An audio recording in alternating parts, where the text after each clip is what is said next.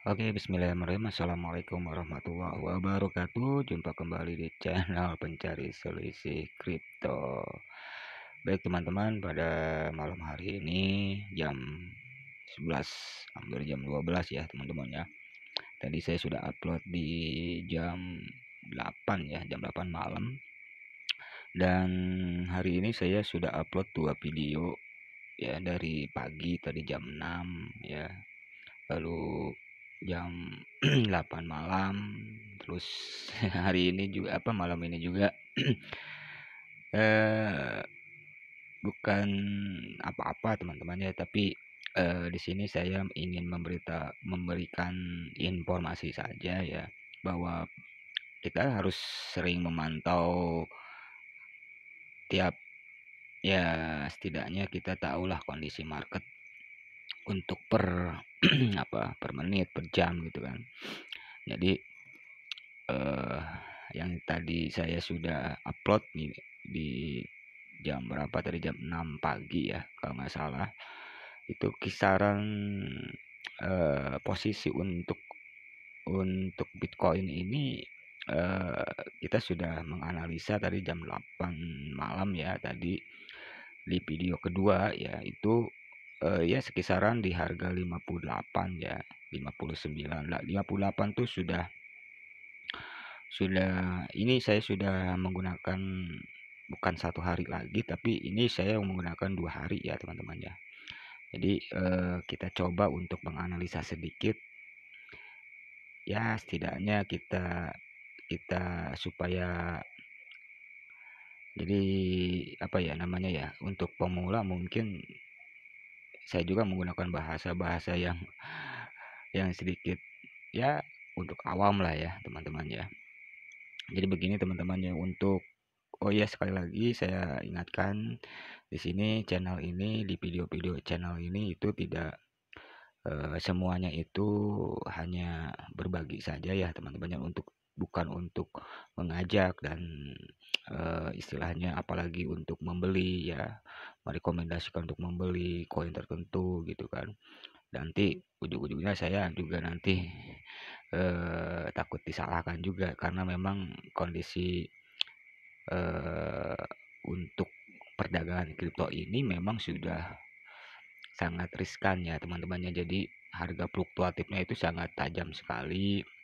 Jadi resiko apapun yang timbul ya, itu tanggung jawab teman-teman ya. Jadi semuanya dikembalikan lagi ke teman-teman. Jadi untuk market hari ini di jam 12 nih sekarang ya, jam 12 ini sudah melihat ya teman-teman grafiknya. Itu waktu saya buat video itu dari jam 6 pagi tadi, itu jam 6 sampai jam 5 itu dia posisinya ada di daerah sini ya teman-teman. Jadi di 56 55 lah ya, 56 55 ya, jadi 55 sekian-sekian lah ya untuk Bitcoin ya. Jadi kenapa saya memilih dengan fundamental yang kuat, memang Bitcoin ini supply-nya itu memang terbatas ya teman-teman. Jadi kalau koin yang sudah supply-nya terbatas ini, mungkin stoknya itu akan limit gitu, dibanding dengan yang supply koin itu unlimited gitu. Jadi tidak terbatas. Jadi dia mengeluarkan tiap harinya berapa ratus atau berapa ribu koin gitu kan untuk ditambang gitu kan.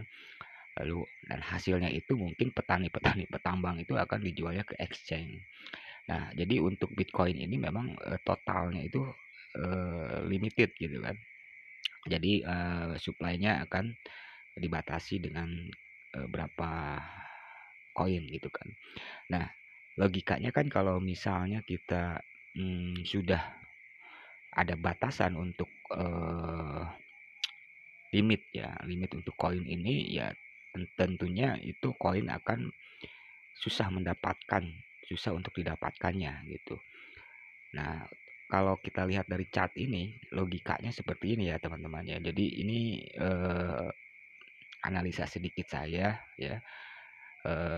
Kalau misalnya candlestick yang dua ini sudah menjual ya, menjual, otomatis yang candle merah ini itu bukan membeli tapi menjual ya. Jadi mengeluarkan, membuang barang gitu kan. Nah, cukong ini kalau kita artikan ya istilah kasarnya cukong lah, bandar lah. Nah, bandar ini dia kan otomatis dia tidak akan dia membuang barang Bitcoin ini, dia tentunya akan tidak mempunyai Bitcoin tersebut gitu. Jadi barang tersebut itu sudah dilempar ke pasar. Otomatis yang atau 3 orang atau 2 orang, 5 orang ya, yang membuang barang dari di area sekitar sini, ya otomatis dia tidak akan mendapat dia tidak mempunyai koin tersebut gitu, karena dia sudah menjualnya. Nah, sekarang kalau kita lihat ya, kalau misalnya kita lihat dari penggerakan dari 2 hari ini, ketika ada di hari apa ini? Nah, di candlestick yang panjang ini ya teman-teman ya, di kisaran dari 57 ya sampai dengan dia merosot sampai dengan 57 sekian ya. Itu di tanggal 26 itu dia udah nggak kuat nih. Karena memang dia mau lebaran, mungkin mau beli baju ya. Orang ini mungkin nih ya, orang ini kumpulan-kumpulan orang-orang di sini nih ya kisaran 3, 2, 5 orang lah ya, atau mungkin banyak di situ. Dia udah nggak kuat untuk membeli baju lebaran, mungkin dia jual dulu nih. Jadi dia jual, dan yang ijo-ijo ini ya mungkin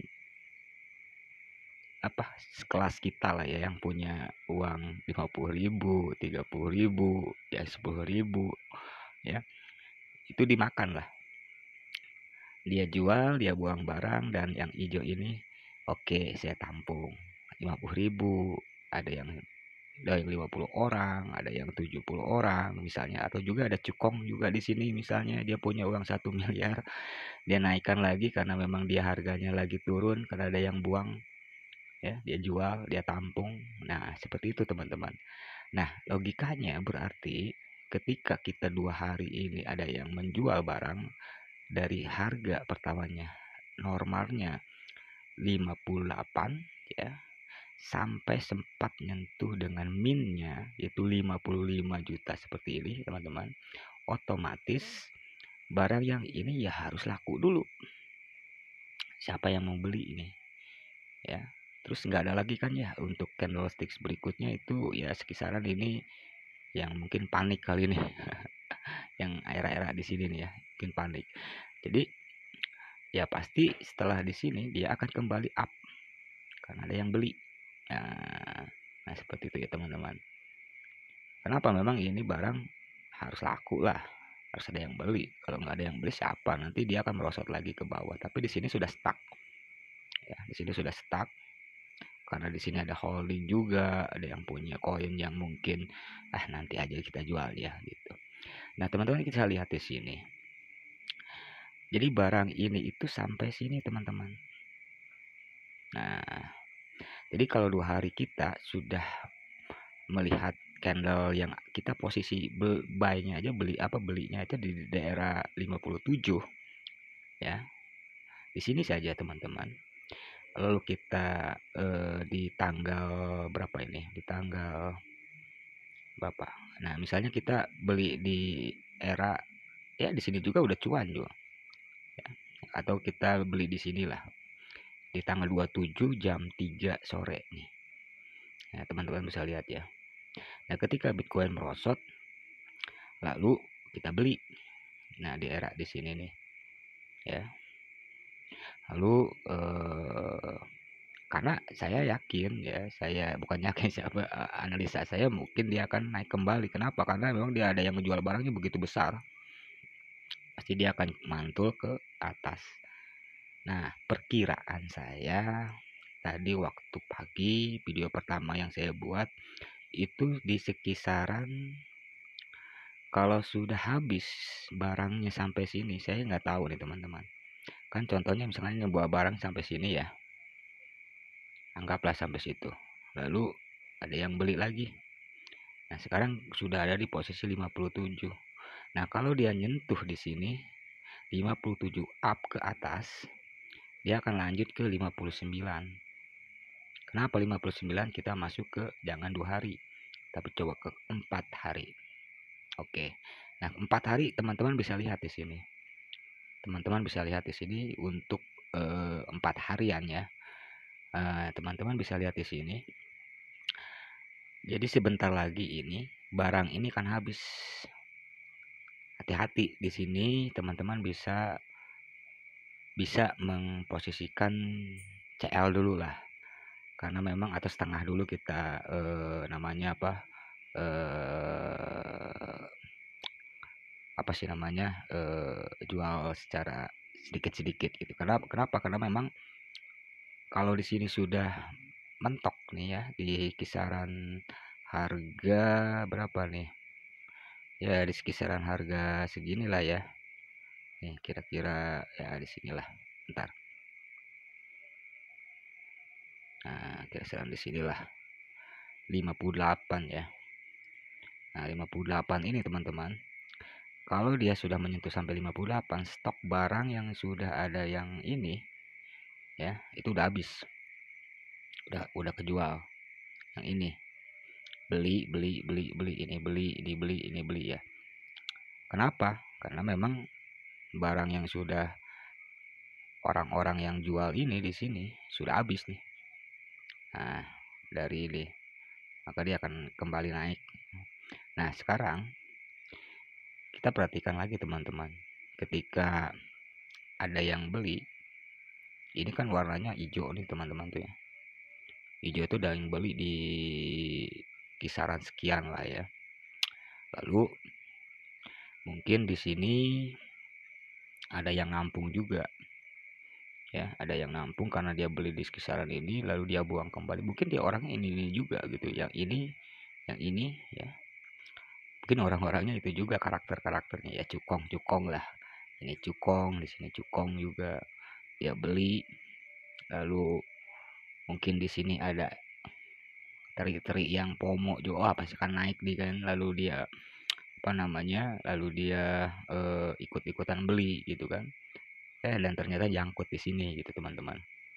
Jadi hati-hati. Jadi kalau misalkan kita lihat candlestick ini yang panjang ini ya kita harus hati-hati. Karena kenapa? Karena memang ini mungkin takut ada permainan ya antara yang punya modal besar gitu kan. Karena bagaimanapun juga kita juga harus berhati-hati juga gitu teman-teman ya. Nah, kemungkinan besar ya atau analisa saya dia akan nyentuh sampai sini ya. Ketika dia, kalau saya lihat di sini ini bagus teman-teman. Kenapa? Karena emang ini mungkin bukan cukong ya. Dia hanya sedikit-sedikit ya candlesticknya mungkin ya. Ya, trading kecil-kecilan lah yang seperti kita juga gitu. Kita masuk sini ya. Kalau ini udah jelas nih.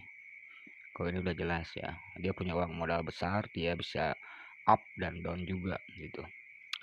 Oke teman-teman, jadi perkiraan atau analisa saya hati-hati di kisaran seperti ini ya. Kalau misalkan dia mantul, dia kembali lagi ke bawah. Yang ini yang tadi buang barang itu siap-siap dia nih.